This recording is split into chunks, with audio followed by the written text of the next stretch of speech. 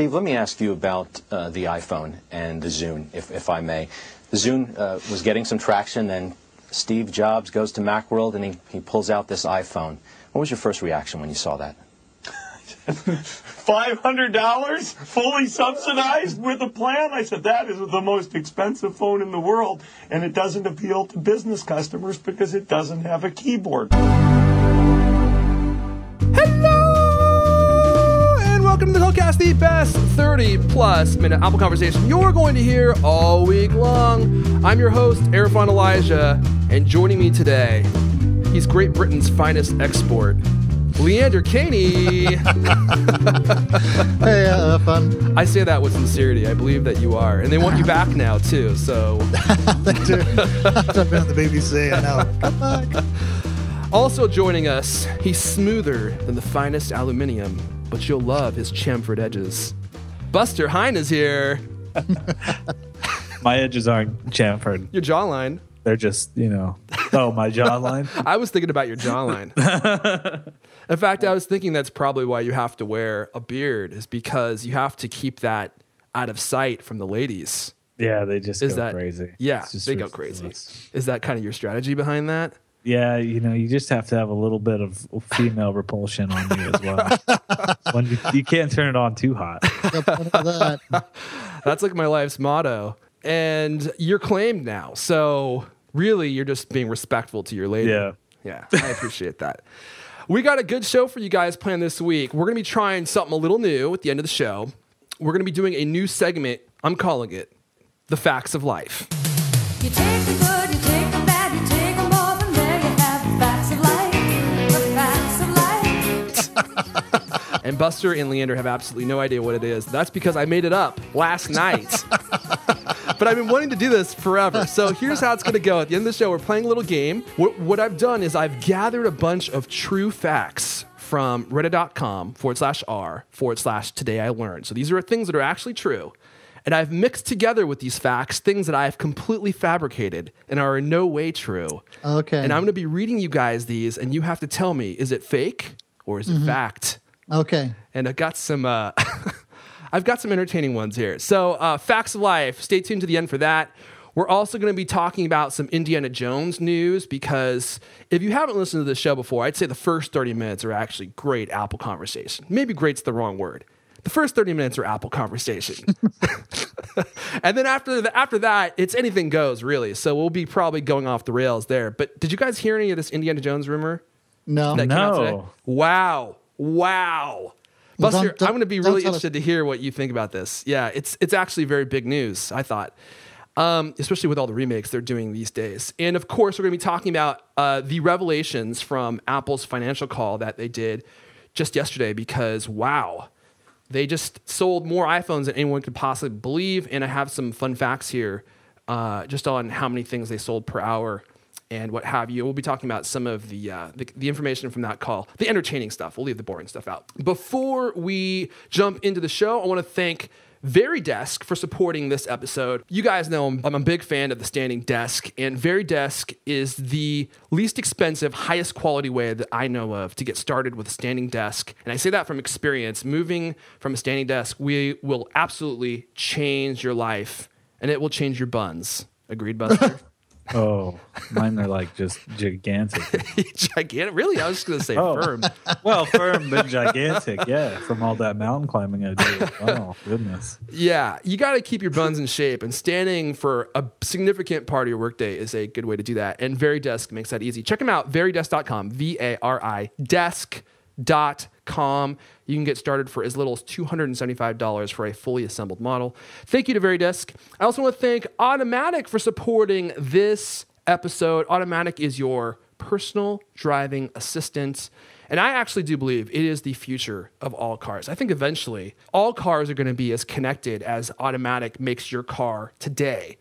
Except it's probably going to be years and years. And now you can have all this great connectivity in your car right away. All you have to do is purchase the Automatic link, plug it into your car, And it does a bunch of really cool things. So you guys probably know your car actually has a computer built into it, and it has since probably the mid 90s, but you couldn't access any of the data that your car has been tracking. And Automatic makes all of that data available to you in a beautiful iOS app that you can have on your iPhone to track all sorts of cool things. So for example, every time you make a trip, you can see how long the route took you and how much gas it cost you based upon the gas prices in your area.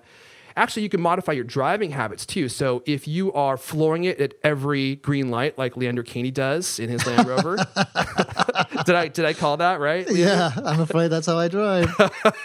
And for those that didn't hear the story before, I have driven with Leander in a Porsche, and at the end of the trip, he had a dead bird stuck in the radiator. So he maybe does need to slow it down. The Automatic will chirp at you when you brake too hard, when you accelerate too fast, to help you save gas. You drive not like a maniac, which can save you thousands of dollars a year in gas depending on what kind of car you drive. Also helps you find where you've parked your car. You can track another driver, maybe your teenager who's learning how to drive, maybe a Los Pollos Hermanos employee who you believe is connected to the Mexican drug trade. And I think my personal favorite, you can diagnose and even turn off your check engine light. So if you have a problem and you don't know what it is, that could save you $80 right there, because how much does a mechanic cost per hour? $80, $100? So just right there, you could save the price for the Automatic itself. But I think more than anything else, Automatic is serious about the Internet of Things. So they have all these APIs that developers can connect with that allow you to do some neat stuff. For example, they connect with IFTT. So you can, for instance, have your car communicate with your Nest thermostat when you leave your house, so that your heat turns off. And again, when your car pulls into your driveway, your Nest knows that because of Automatic and turns your heat back on. You can automatically log your mileage into a Google Docs spreadsheet. You can track the date and time that you reach work each day in a Google Docs spreadsheet. Again, all this stuff happens automatically. New functions are always being created as well. If all this stuff sounds good to you, head on over to automatic.com/cult. The Automatic link, which is what you plug into your car, is normally $100, but you'll get it for $80.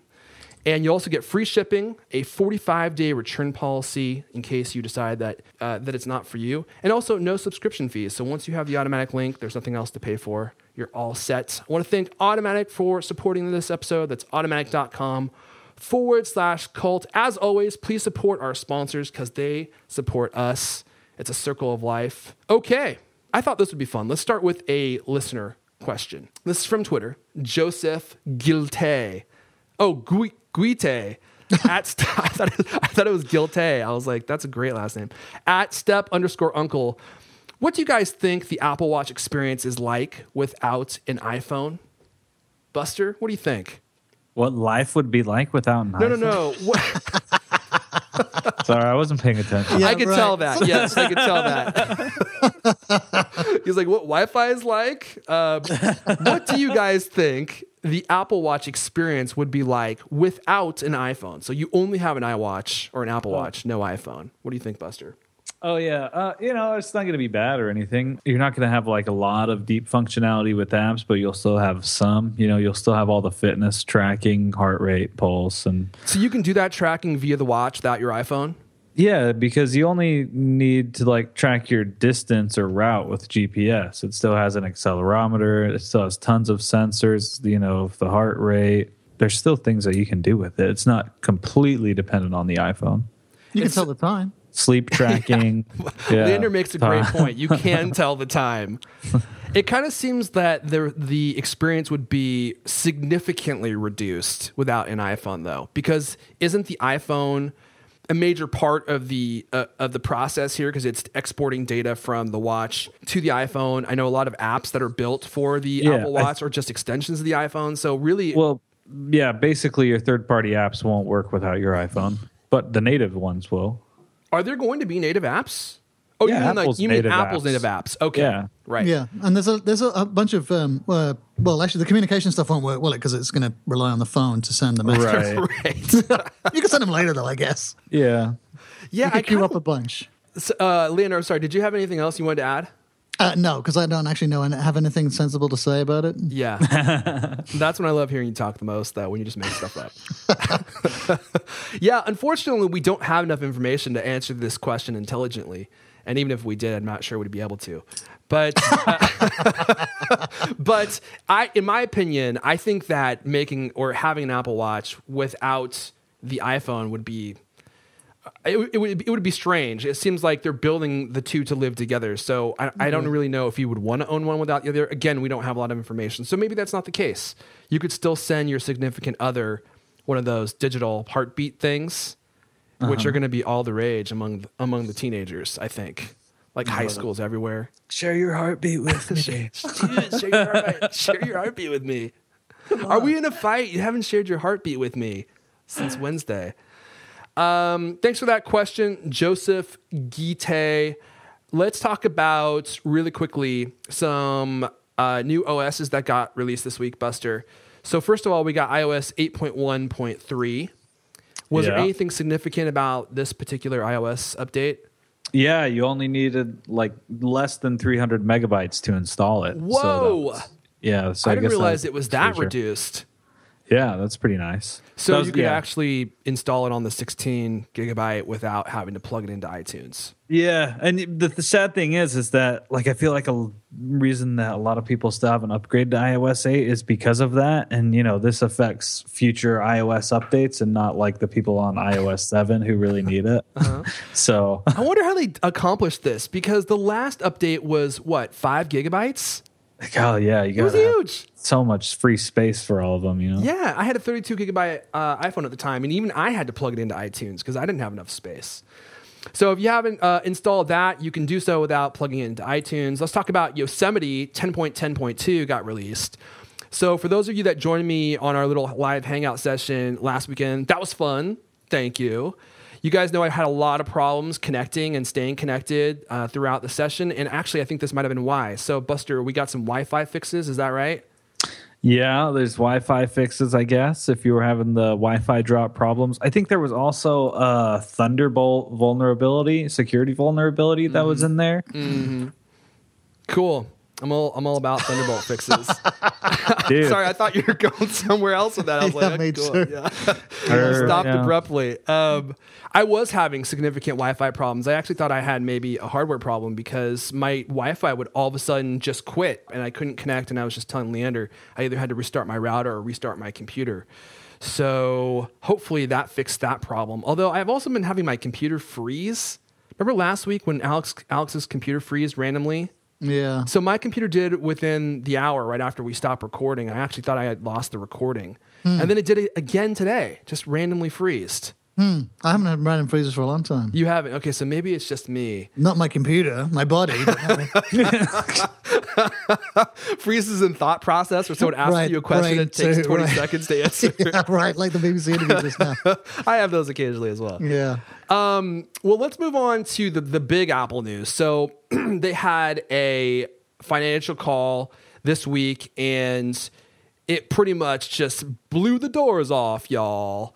Tim Cook revealed all these crazy numbers, and Apple had one of their best quarters ever. Isn't that right, One guys? of their best is the best quarter of any public company. They're the most valuable company in the world right now, aren't they? Of course.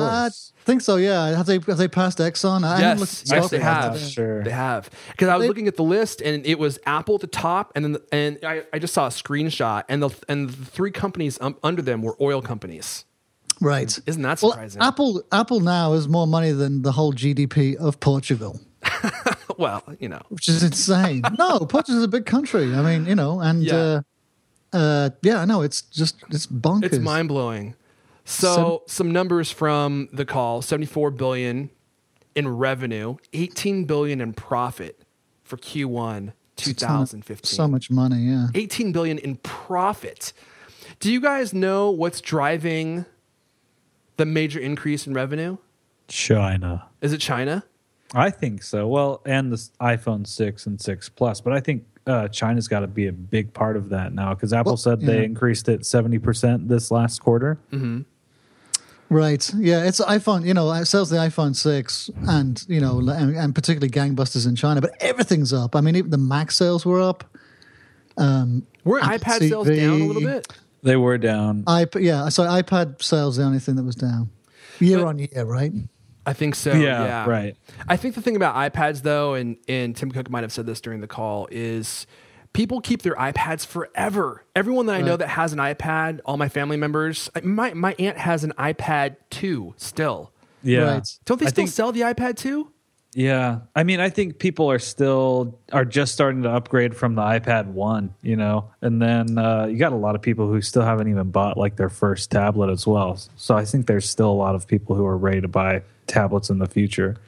iPads are the perfect old person computer. Oh, dude. Yeah. It's my mom's only computer, man. Yeah, exactly.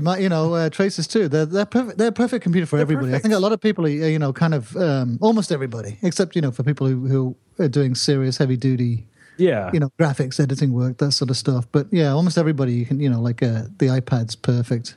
Yeah, if you're just browsing the internet, perfect device. You can do what a lot of other stuff. What's that? You can do. I mean, you can do. It's not just for that anymore. I think that's a fallacy. I mean, it's good for making stuff too. Some stuff is actually better to do. I mean, like doing a whole bunch of like photo manipulation. Once you get the hang of stuff like Snapseed, I mean, it's a lot more fun on the iPad than it is on a computer. I agree. Snapseed is a fantastic photo editing application, and I don't think they have one for Mac, a version for Mac, do they?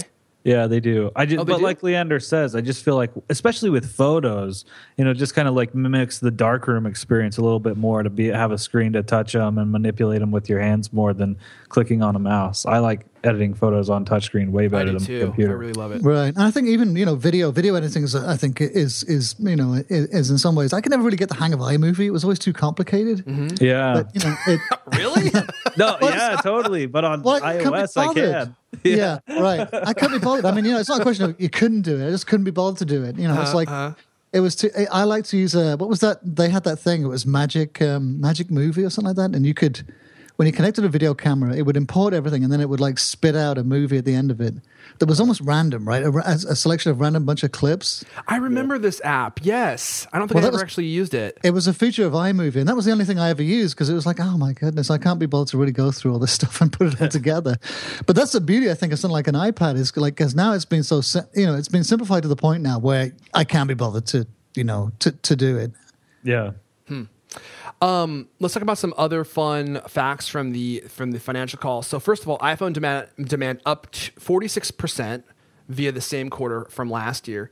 34,000 iPhones per hour sold 24/7 for every hour of last quarter. That's 7 iPhones a second.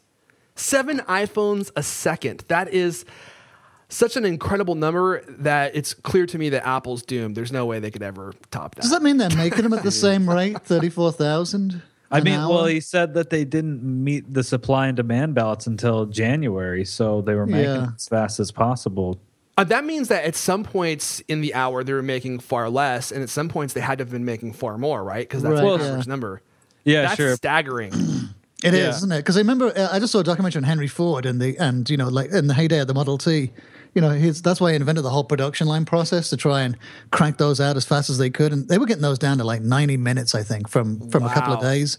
And that seemed like an incredible feat of industrialization. But like outputting 34,000 Imagine you're standing on a production line and there's 7 iPhones going past you every second. And you have to do something mechanical to one of those iPhones. I know, yeah. Charlie Chaplin, yeah. And there's some angry guy with a whip standing behind you telling you to work. Yeah.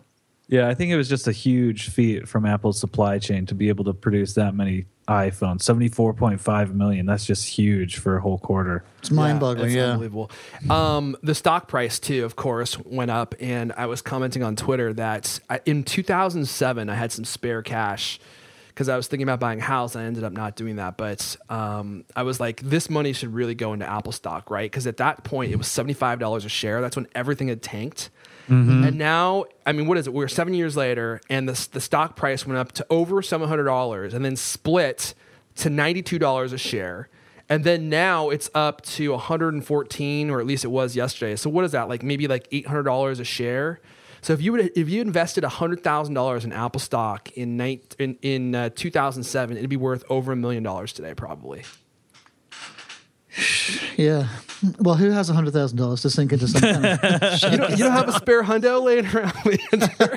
No, I don't. I have several. I'll let you borrow some. there was periods though. Even if you think about it, though, the last 3 or 4 years, even people who follow Apple as close as we do. I mean, there's got to be times when you sort of you remember that like after Steve Jobs died, right? Everyone's sort of thinking, it's very uncertain, and it wasn't clear at all whether Apple was going to thrive without him. And absolutely, yeah, that's a very good point. And lots of reasons to think, well, this could actually be the high point, and it could be that they could be on the downturn now. It's going to take a few years, but this could be the turning point. Plus, you'd have to have some serious cojones to spend $100,000 in Apple stock when the entire stock market is crashing around you. Right? Yeah, everything's on fire, and you're like, I think it's going to get better, and you go in there and spend $100,000 as the building's burning around you. It's a total gamble. I mean, the whole thing is a total gamble. Yeah, hindsight, it looks great, but right, of course, yeah. Okay, let's cover some more of these facts pretty quickly. So this is my favorite part. Leander, you're gonna love this. Tim Cook said, "There's more magic in the pipeline, y'all." I of course get excited when I hear him say this, but Leander, what do you think when he says this? Oh yeah, totally. Yeah. Of course, he has to, right? I think I'm really excited about the Apple Watch. I can't wait to see that thing. I think that's going to be awesome. Of course, if you didn't know this already, Tim Cook, did he outright say it's coming in April, or did he imply and people figured out that it's coming in April? Yeah, he said it's on track to ship in April. Okay, so boom, April date, sometime in April, we're getting an Apple Watch. Hopefully that means pre-orders in March, because we had talked about it being released in March. I'm betting like an April 30th launch date, man. Right. Yeah. Available for pre-order on the 29th. His whole excuse, well, early is technically late April. It's fine, It was kind of funny when somebody called him out on it on the call yesterday. Still kind of surprising that he said anything about it at all. This is one of the first financial calls I can recall that actually had some information given away like that. Yeah. And he said he loved it and he couldn't live without it. Which I know it sounds like, of course he's going to say that, but I actually think it might be true, that people will have that experience. That's kind of the big question, isn't it? Will people grow to love this device like they do their phones? Mm-hmm. Right. I'm curious to see how we all feel once we actually get one. We also learned that the iPhone 6 is actually more popular than the 6 Plus. That was surprising. I would have expected it to go the other way, wouldn't you guys? In most, didn't he say really. Though? In most geographies, some places it was. He said there was areas where it skewed higher towards the 6 Plus, but it wasn't consistent around the globe. So I'm guessing he was talking about Asian countries where the bigger screen, the phablets are more popular. I was also surprised that he said on the call that there is a strong correlation between men who like the 6 Plus and men who like big booties. That was shocking. Yeah, right. That was kind of unusual. Yeah, very out of character for Tim. I think I've heard from a lot of people the 6 Plus, they've got a 6 Plus envy. Mm-hmm. Like a lot of 6 owners, they have 6 Plus envy now. They do. Yeah. You're right. Everyone that gets the 6 asks me do you really like your 6 Plus? Do you think it's worth the extra money? You can kind of tell they're trying to fill you out, trying to decide whether or not they made the right decision. Yeah, I've heard people who said that, I wish I bought the 6 Plus, I couldn't, I just didn't have it looked too big, but now I'm thinking, I wish I got it. That's probably how I would have loads felt of people too. say that. Really? Yeah. I mean, when I first got the 6 Plus, I thought it was way too big, and I was actually questioning going the other way, but now I don't even notice how big it is. Do you guys? No, and I don't think it's big enough anymore. I want to even bigger. No, yeah, I was totally thinking the other day. I would love if there was a size in between the iPad Mini and the 6 Plus. No, you weren't. No, I totally because the 6 Plus still hasn't replaced books for me. Paperback books. The screen's just not quite big enough yet. I feel the same way actually. So I'm still reading on my iPad Air 2. I don't know if I want a bigger iPhone. I don't know if my jeans can handle it. I mean, whenever I sit down, my phone pops out of my pocket now. But that could be just because my jeans are lady jeans. Super tight. Yeah. I can't get them on without butter. Well, I keep mine in my back pocket. And I was sat on it really heavily today in the car it's still not bent. I was actually kind of surprised because I was like, oh my god, that must have bent it, but it didn't. I bent mine. Oh, you did? Yeah. A couple of weeks ago. I don't know. I have no idea. I came back from a hike. I pulled it out of in my car and I noticed that it was bent. And so I took it to the Genius Bar and they were kind of okay with it. They kind of gave me a slap on the wrist for it. Did they give you a new one? They did. Yeah. Wow. the guy was like, "Oh, how'd you bend it?" And I was like, "I really have no idea. I don't ever remember like sitting on it or anything like that. It just, I don't know. It's bent." Did it bend in the same spot as Benghazi people were talking about? No, it actually bent like on the lower side. I have no idea how it happened. You're pretty tough on your gear, though, aren't you? Well, I mean, the thing Historically is that speaking. it probably did bend in my pocket, maybe like sitting down on something, and I didn't notice that it like maybe hit something. I don't know, but I don't Good feel Lord. like. Don't they have an alarm at the Apple store that goes off and it freaks out and the shutters come down when you approach? I mean, how many of the previous phones did you lose or destroy? It was like 3 or 4, wasn't it? Yeah, it's been a few. Buster is your like insurance company's worst nightmare. I know. But they've never blinked an eye at Apple, have they? Didn't they just, they've been really good to you. How many have they replied? Well, I mean, I always buy Apple Care Plus, so that's always like, I feel like if you've bought Apple Care Plus, they're going to be more lenient on your repairs anyway. Absolutely. Right. Yeah. But you're the guy who they hope they don't get on the plan, right? Like the guy who actually uses it both times. Oh yeah, I try to make sure that I actually do use, my replacements as well, because if you can get a new iPhone, why not? So you intentionally break it in half right before? No, never intentionally break it, but because now you got to pay for it. Yeah, that's right. I guess it's $50, right, per pop. Yeah. Okay, let's talk about Apple Pay in 2015. Tim Cook said, we're in the first inning, y'all. We haven't even completed the first inning yet, and there are tons of countries to go. There's not a day that goes by that I don't get a note from a business and banks that want Apple Pay. Is 2015 going to be the year of Apple Pay, Leander Caney? I hope so. I mean, like, I just was reading that they are adding them to gas stations and, Vending machines? Yeah, right. Perhaps pot vending machines in Washington State. Right. Yeah. So I don't. The big problem with it is that it works great where it works, but you can't leave the house without your credit cards because you can't use it everywhere. Yeah. But the more terminals they add, everyone's going to be upgrading this year, right? Isn't in the fall when there's that federally mandated. I'm sorry, the banks are going to mandate that all the terminals get upgraded. Right. Well, I think the merchants have a choice. So at that point, they should upgrade, and if they don't, if someone uses a card that's fraudulent, then that lands on the merchant instead of on the payment processor or the credit card place. Right, and it seems like there's a lot of there was a lot of talk about this is going to be a big watershed, right, for the payments industry because none of them were going to their insurance rates were going to go up. So it's actually cheaper just to upgrade the terminals than it is to take that insurance hit. Mm-hmm. So, they're going to do it and then they'll add an NFC for just, it's there's basically no difference between the cost of a terminal with or without NFC.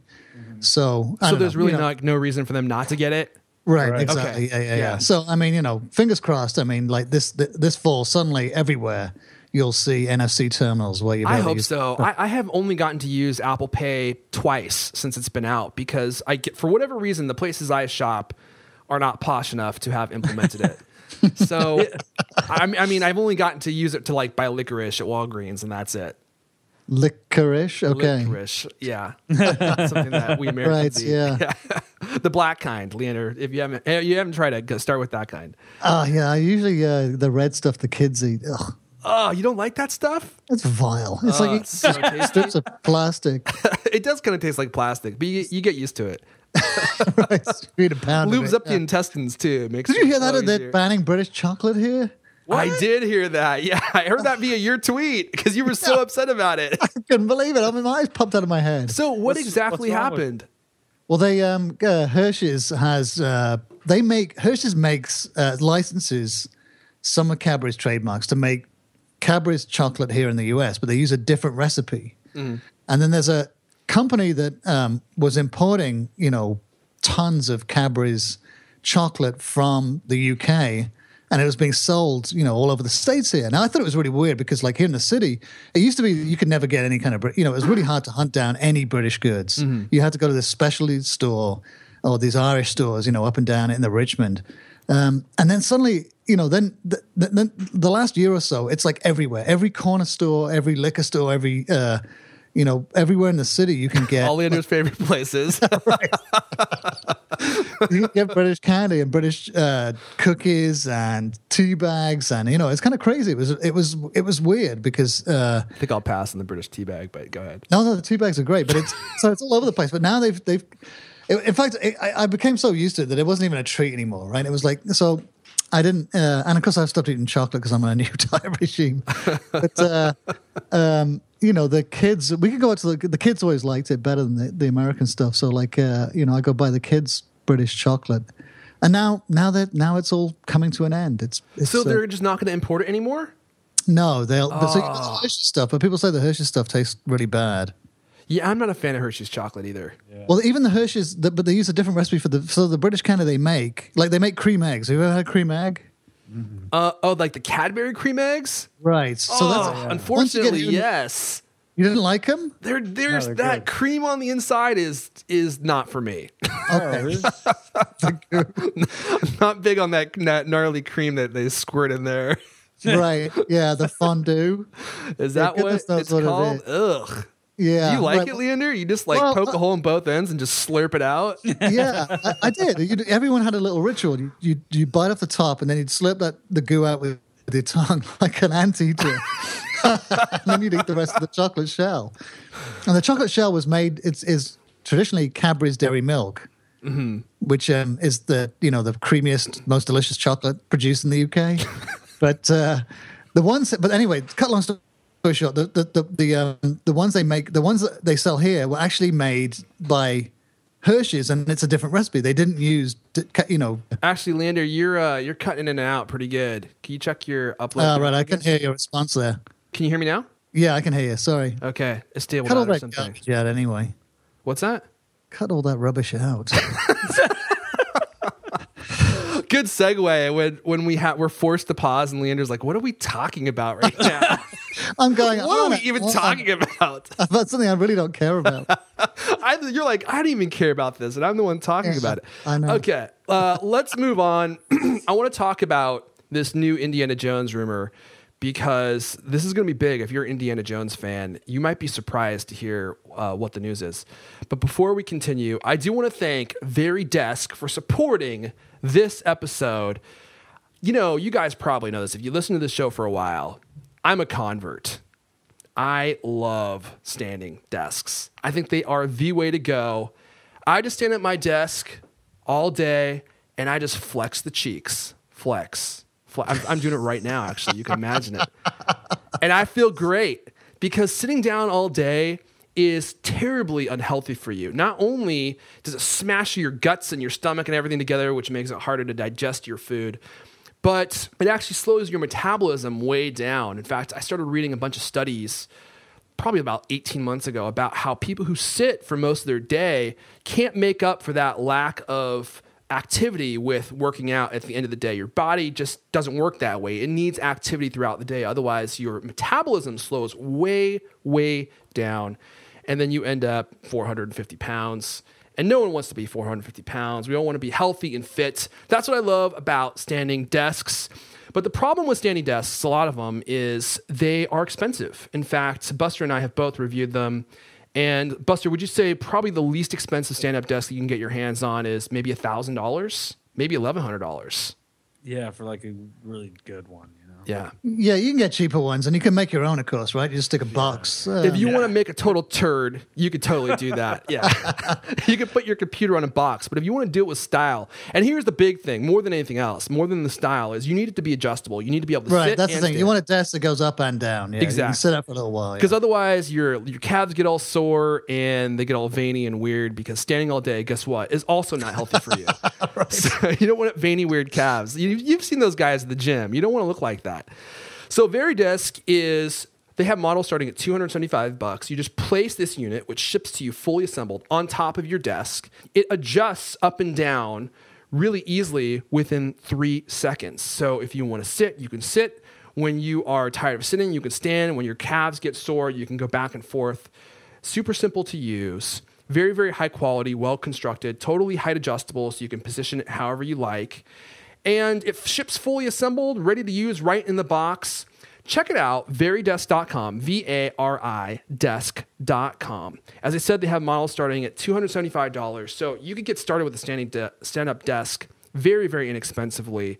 And I don't need to talk anymore about why I think standing is good. If you're sitting all day and you're ready to feel better and have your butt cheeks super sculpted like mine are. In fact, I'll post a picture of my butt cheeks in the show notes so you guys can see before and after. Okay. Well, you know what? No, I'm not going to do that. You're just going to take my word for it. I don't think I have a before picture, unfortunately. But if you're ready to feel better about yourself, head on over to varidesk.com, Varidesk.com. I want to thank Varidesk for supporting this episode. My guess is Varidesk probably doesn't want me posting my butt cheek pictures next to their link of their website. Although, arguably, that would actually increase sales. You know what? I know you were visualizing it, Leander. You got lost. You got lost in that thought.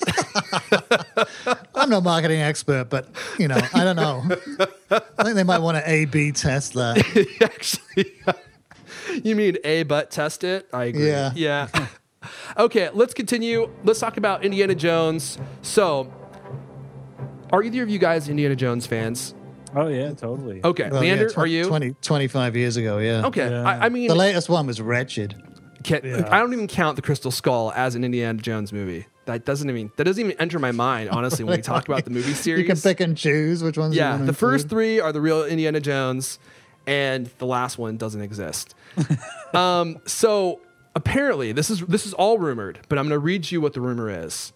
This comes from Deadline.com.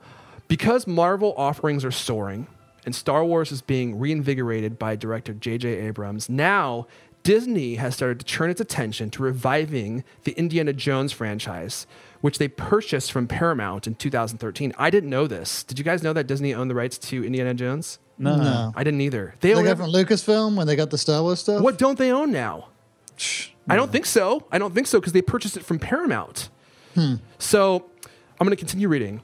I'm cautioned that while things are very early, I hear the studio has set its sights on Chris Pratt as a swashbuckling archaeologist they hope to build the new franchise around, the role made famous by Harrison Ford in Raiders of the Lost Ark. Buster, A, how do you feel about a new Indiana Jones series? And B, how do you feel about Chris Pratt playing the lead role? Chris Pratt, of course, famous from Parks and Recreation. He had a bang-up year. 2014 in Guardians of the Galaxy. Mm-hmm. Your thoughts? Yeah, new Indiana Jones would be cool. I don't actually know. I mean, I like Chris Pratt, but I don't know how I feel about him as Indiana Jones, because then I feel like it would be, I loved Guardians of the Galaxy, but, it was with Chris Pratt, it was, a little bit more kiddie and stuff like that. Mm-hmm. And I would like to see like a darker tone, like Indiana Jones, like, what was that? The Temple of Doom. That was probably my favorite one. So I don't know. The Temple of Doom was your favorite one? Maybe. I don't know. That is universally everyone's least favorite one. Yeah, I know. But I Is that like the racist Indian one where they... Yeah, totally. it's horrible, yeah. But that one scared me. That's what I liked about that Indian. Oh yeah, because you and I were kids when that movie came out. Yeah, totally. And so yeah, we could imagine ourselves the heart as monster, short stack. man, he was awesome. And that big Indian guy who kept going around whipping all the kids. Yeah. He got his payback. And it had Data. I love Data. It had Data from Goonies. Short stack. Yeah. I thought you were talking about Data from Star Trek. No, I meant. Did it really? I don't remember that scene. Leander, what are your thoughts? One, I had to look up who Chris Pratt was, so I was like, okay. Okay. That says a lot. I've only seen him in Parks and Rec, and I don't like it. He plays a dimwit in Parks and Rec, Yeah. right? He does, yeah. So yeah, not yeah. Did you not see Guardians of the Galaxy? I haven't seen it yet. No. Oh. And he played kind of like a dimwit guy in Guardians of the Galaxy, which I think he does great. But I Yeah, just he feel does like that role well. Indiana Jones is. I feel like you have to be semi-smart in it as well. Right. Yeah. Leander, any other thoughts? I don't know. That's a series that has gone from it's been going downhill so steadily. Thank God it's not Shia LaBeouf. But, Shia LaBeouf. Shia LaBeouf. I wouldn't have high hopes for it. How do you guys feel about all these remakes in general? They just announced another Ghostbusters movie with an all-female cast. They are remaking all sorts of stuff nowadays. Fantastic Four, which has been getting a lot of buzz on Reddit. yeah, I don't know. So I have no interest whatsoever because they're all just the thing I liked about Indiana Jones is that it brought back that kind of like that. Everything seemed real and believable in it, right? Even though it was completely unreal and unbelievable. And that was what was wrong with the last one. When they're swinging through the jungle with all the monkeys. Leander, you got to discount that one as not existent because that last one was so bad that if that's your thought on Indiana Jones, it's going to ruin the entire franchise. That's what modern Hollywood is like. Like the Spider-Man movies, right? I got absolutely zero interest in it. None. Yeah. What's interesting about that is like the sort of the emotional, how it uses, to explore the emotional life of a teenager, and they make him a superhero, puts an interesting wrinkle in it. But I think they lose, the latest the Superman, Spider-Man movies were more about the sort of ridiculous special effects and the completely unbelievable, swinging through the towers of Manhattan. Mm-hmm. And so it's so CGI that I'm just so bored by it. It has there's nothing interesting in it at all. And it looks fake to boot. Well, what about some of the newer movies that have been made, like Batman and the Star Trek movies, which you may not actually like, but were universally, praised as being pretty good? Yeah, the latest Batman was so bad. Okay, the last one was really terrible. I really wanted to I wish Alex were here to hear this too, because I know he loves Batman. So I'm a little sad that he's not hearing us tear on it. But yeah, really, it was bad. really bad. Yeah. I mean, like none of these. And the Fantastic Four, zero interest in seeing it. None whatsoever. So even though it's got a great cast. Is this new Fantastic Four a reboot of the one with Jessica Alba? Because didn't they just make one like 5 years ago? Yeah, it's a total reboot. It's a reboot of a reboot, isn't it? Or is that like the first? Well, they're rebooting the franchise. I don't even know what to call that. It's like a It's just like the same thing as the Spider-Man. They rebooted that like right after Tobey Maguire was done. Just wait, guys. We're going to hear it's a flat out remake, isn't it? It's not even a reboot. It's just a flat out. The latest Spider-Man was a flat out remake of the first one. Was it? I didn't see them. Yeah, but with stars that are like like who are relevant now. But well, let me add this. I actually am the exact opposite of Buster. So actually, at first I was like, I don't really think they need to remake Indiana Jones. These movies are sacred. Everyone knows that. And you can't just go around pissing on things that are sacred. You need to leave them alone. That series is done. Let's just leave it in the history books. It's perfect. It doesn't need to change. But then I started thinking about Chris Pratt in that role. And actually, I think that he could pull it off. And that actually started getting me to be excited about a new series of Indiana Jones movies, because I thought he was so great in Guardians of the Galaxy, and he has that right kind of charisma where he's funny and quirky but can also be serious, and that was kind of how Harrison Ford was in that role. Wouldn't you guys agree? See, I don't think Harrison Ford was that funny in Indiana Jones ever. Maybe you're right. Maybe it was the situations they placed him in that were funny. Yeah. And that was what kind of evoked the humor. I mean, I always thought Indiana Jones he was always kind of like dry, What about when he's like, Venice? He's out with that lady. That was pretty funny. Oh, yeah. Okay. All right. Well, let's go ahead and move on to the last segment of the show. The segment I'm calling The Facts of Life. Facts of life, the facts of life. Of course, beloved show from the 90s. With a bunch of ladies living in a house together that I'm sad Buster or Leander have actually not seen. No. Buster, I thought you would have seen it, but apparently not. It was done before I was even born, I think. No, it's not that old. I think it was done in 88. Really? Wow, was it that long ago? I mean, I saw it in reruns too, so maybe it is pretty old. In any case, The Facts of Life, the new show. This is how it works. Oh, I already told you guys how it works earlier. So I'm not going to do it again. I wasn't paying attention, though. Okay, so I'll do a quick rehash. I have gathered a bunch of true facts from reddit.com/r/today I learned, where people gather things that they've learned about real life. So all the things I'm going to share, all the things I've gathered are true. But I have interspersed within my list things that are not true, things I have fabricated from my own imagination that hopefully sound very true to you guys, because some of these facts are actually pretty wild, so you may not believe which are true and which are false. So I'm going to read them to you. What I'd like you to do is, if you believe it's true, say fact. If you believe it's false, say fake. And I'm going to keep score, and I thought that we could start keeping a running tally So it's me versus Leander. Seems how you already know all the answers. Yeah, because I can't play. But you know what? We can revolve it. So we'll create lists. By the way, to our listeners, if you want to contribute one of these, tweet them at me at Erfon, ERFON, or on our Facebook page, facebook.com/The Cultcast. And then that way we can all play and I won't know the answers.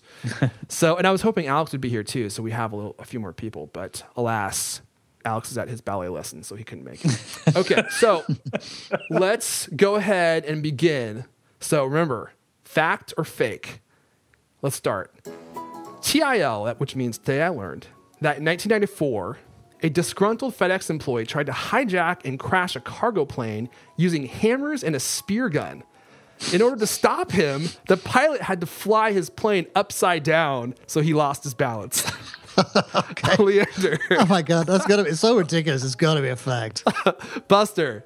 Yeah, it's fact. Ding, ding, ding, ding. This one's true. On April 7th, 1994, Federal Express Flight 705 was hijacked by a then 42-year-old Federal Express flight engineer named Auburn Calloway, who was hoping to crash the plane so his family could inherit his $2.5 million life insurance policy. Oh, nice. Good job. Okay. So such a bad attempt. Yeah, there was easier ways to kill yourself, I think. Yeah, he could have driven his car off a cliff or something. I don't know. That's a very elaborate plan. Let's go to the next one. TIL, that the Soviet Union attempted to domesticate moose for use in their cavalry. Leander. The Soviet Union? The Soviet Union attempted to domesticate moose for use in their cavalry. Mooses? Do they even have mooses in the Soviet Union? Yeah, mice. Do they? I don't think they have mooses over there, so that's fake. Okay, Buster. I'm calling fake on this one as well. This one really? is true. Russian zoologist Alexander von Middendorf said to the Tsarist government of 1969 that our government ought to apply all possible efforts toward the domestication of the moose. This is doable. The reward would be great, and so would be the glory. I would have expected that from Canada, but never Russia. Yeah, right, exactly. Yeah, exactly. The bounties, right, totally. Well, I guess they have moose in the in the Great Soviet Union. Okay, next one. TIL. The coldest temperature in recorded history was February 13th, 1985. On that day in Juneau, Alaska, the temperature dropped to negative 180 degrees Fahrenheit. False. You mean fake? Fake, yeah. Okay, Leander. Tough one. I say true. Okay. Buster wins this round. Negative 180 degrees, Leander. Fahrenheit, but I can't remember how much Fahrenheit is. I mean, it's degrees. That's like Pluto cold. Come on, that's not fair. I'm from Europe. We all use centigrade.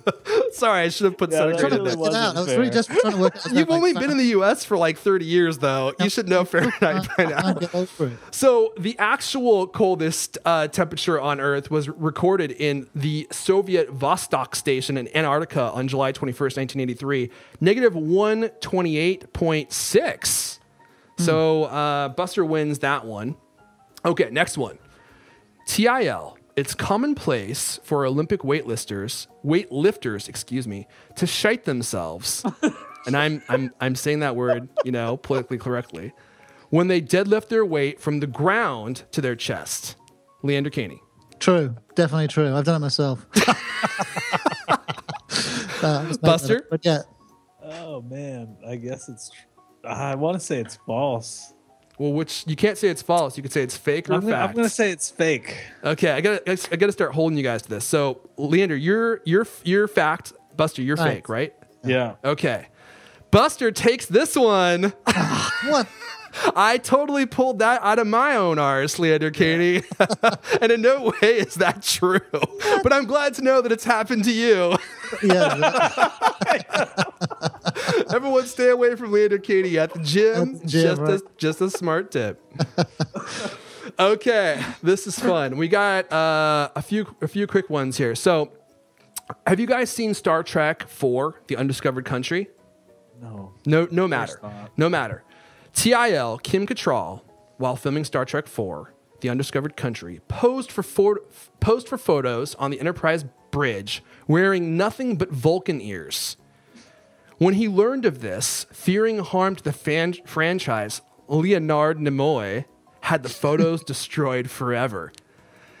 Kim Cattrall, also of Sex and the City fame. She was also in... Oh, her? Yeah, Kim Cattrall. She was also in... She was in Star Trek? Yeah, she was in actually one of my favorite Star Treks, yeah. Leander Caney, is this fact or is it fake? Just in a quick search here. Oh, you can't search for it. Leander loses this round. Buster? Looks like it was... Buster, what do you got? Fake. Leander? Yeah. Fake. This is absolutely true. One of Cattrall's best-known roles is in the film Star Trek 4. Star Trek 6, The Undiscovered Country. How do we know this is true if the photos were destroyed? Because Leonard Nimoy talked about it. Oh, okay. And when he discovered that she had taken these photos, he was worried that it would affect the Star Wars or the Star Trek franchise, so he had them destroyed forever. What an idiot! That would have helped them so much, you know. I mean, seriously, like the Sex and the City lady is a serious Star Trek. But that was way before Sex and the City. I know, but it still would have helped them for like years, you know. Yeah. Bust out those nudie photos for the nerds. Anytime. Only in Vulcan ears. Oh my gosh! You kidding me? Trekkers everywhere would have died to see these photos. Okay, we got two more quick ones. TIL, due to their buoyancy and smaller surface area, babies have an 89% better chance of surviving a tsunami than your average adult male. How much? 89? 89% better chance than your average adult male. Leander Caney, is this fact or is it fake? I say fact. Okay. Buster? I say fake. Buster wins it again. Oh my God. Am I that gullible? Babies float better in giant tsunami waves is not true. Maybe it is true, but I just Come on. Have you seen the cover of the Nevermind? Very good point. Yeah, float some hooks, fish them out. No, good to go. You would think that adult males would be better at swimming too. So, okay, final one before we wrap it up. Fact or fake? TIL, the world's oldest living dog was a Chihuahua named Paco. He lived to be 44 years old. Leander Caney. Say it again. The world's oldest living dog was a Chihuahua named Paco. He lived to be 44 years old. Leander 44 Caney. dog years or 44 human years old. So yeah, I would assume. Well, yeah, dog years. You're going to change this, whatever I say, right? So No. I'm giving you guys the straight answers. 100% fake. Okay. Buster? I'm going to say it's fake too. Oh, you guys both got this one correct. The actual oldest dog was a dog named Bluey. He was an Australian cattle dog, and he died at 29 years, 5 months of age in Les Hall, Victoria, Australia in 1910. What? Actually, no, he died in 1939. Can you imagine a Chihuahua that's 44 years old? That thing would be a nightmare to look at. It'd probably have no teeth. Its hair would be all long and straggly. Yeah, it looked like my cat. How old's your cat? Yeah, I know, 10 or 12. It was a street cat, so we don't know. But yeah, that seems the oldest dog was 1939. I mean, what about all the new treatments? Haven't they improved sort of dog longevity since then? Dog longevity? Probably not, because like the stuff they put in dog food is so awful that it probably makes them live shorter lives. Yeah. Like, no kidding, if you look at your pet food, a lot of times it says ash on there and it has a certain percentage of just ash. What are they? Yeah, I'm not even joking. Like, I don't know. Sometimes it smells kind of delicious. Well, maybe ash is good. I'm not saying it doesn't taste good. But yeah, what do they burn garbage and just put it in your pet food? I don't know. Where do they get the ash from? Volcanoes? Dead dogs. the cremated remains of other veterinarian dogs that have been put to sleep? I hope not. All right, well, that's all the Cultcast we have for you guys this week. Hopefully you enjoyed our new segment, The Facts of Life. You guys had fun, right? Mm-hmm, totally. If you want to tell us what you think about our facts, you can come hang out with us on Twitter. I'm at Arafon, Leander's L. Kinney, Buster's BST3R. And of course, for all the best news, reviews, and how-tos in the world of Apple, make sure you're following Cult of Mac. This has been the Cultcast, the best 30-plus minute Apple conversation you're going to hear all week long. New episodes of the Cultcast come out every Thursday night. Thanks for listening, everyone, and we'll see you guys next time. Cool. All right. What? Ooh, yeah. What?